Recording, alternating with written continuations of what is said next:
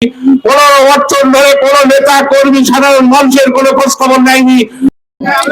উপজেলা কর্তৃক আয়োজিত গতকালকের দলীয় প্রোগ্রামের স্বঘোষিত রশিদ বিন ওয়াক্কাজের মনোনয়ন বাতিলের দাবিতে মনিরামপুর উপজেলা বিএনপির কর্মসূচি অনুযায়ী উপজেলার সকল ইউনিয়নে বিক্ষোভ মিছিল অনুষ্ঠিত। বিস্তারিত থাকছে মাসুদ রায়হানের প্রতিবেদনে।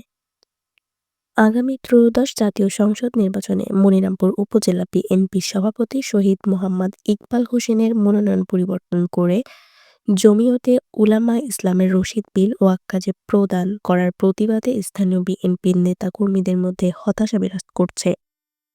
এরই প্রতিবাদে গত কয়েকদিন মনিরামপুর উপজেলা বিএনপি বিক্ষোভ মিছিল সহ কাফনের কাপড় পরে রশিদ বিন ওয়াক্কাজের মনোনয়ন পরিবর্তন করে শহীদ মোহাম্মদ ইকবাল হোসেনকে মনোনয়ন দেওয়ার জন্য বিভিন্ন আন্দোলন চালিয়ে যাচ্ছে। তারই ধারাবাহিকতায় মনিরামপুর উপজেলার 17টি ইউনিয়ন ও একটি পৌরসভায় একই দিনে বিক্ষোভ মিছিল করে 14 নম্বর দুর্গাডাঙ্গা ইউনিয়নে বিএনপি সহ সভাপতি মোহাম্মদ হারুনুর রশিদের নেতৃত্বে কোনাখোলা বাজারে এই বিক্ষোভ মিছিল অনুষ্ঠিত হয়। উক্ত মিছিলে নারী পুরুষ সহ শত শত নেতাকর্মী অংশগ্রহণ করে। বিএনপির সাবেক ভারপ্রাপ্ত সভাপতি মোহাম্মদ সবুর রহমানের সভাপতিত্বে সংক্ষিপ্ত বক্তব্য দেন ইউনিয়ন বিএনপির সহ সাধারণ সম্পাদক মোহাম্মদ আসাদুজ্জামান ও সহসভাপতি মোহাম্মদ হারুনুর রশিদ। এ সময় বক্তারা বলেন, দীর্ঘ 17 বছর হামলা মামলার শিকার হয়ে মনিরামপুর উপজেলা বিএনপিকে টিকিয়ে রাখছেন ইকবাল হোসেন। আর আজ যখন আমাদের সুদিন, তখন অন্য কাউকে মনোনয়ন দেওয়া কতটুকু যুক্তিযুক্ত সেটা দলের নীতি নির্ধারকদের বিবেচনা করে দেখার আহ্বান জানান। বক্তারা আরও বলেন, যদি মনোনয়ন পরিবর্তন করে শহীদ মোহাম্মদ ইকবাল হোসেনকে না দেওয়া হয় তাহলে তার খেসারত বিএনপিকেই দিতে হবে।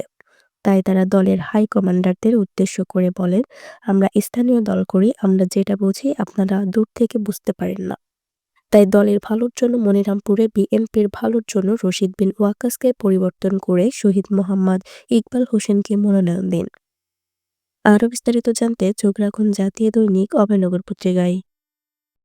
14 নম্বর দুর্গাডাঙ্গা ইউনিয়নে এই প্রতিবাদ সমাবেশ করতেছি। এই সেই নেতা অ্যাডভোকেট শহীদ মোহাম্মদ ইকবাল হোসেন। এই অ্যাডভোকেট শহীদ মোহাম্মদ ইকবাল হোসেনকে শুধু বিএনপি না, মনিরামপুরের সকল শ্রেণীর মানুষ দল মত নির্বিশেষে এই শহীদ ইকবালকে চেনে এবং জানে।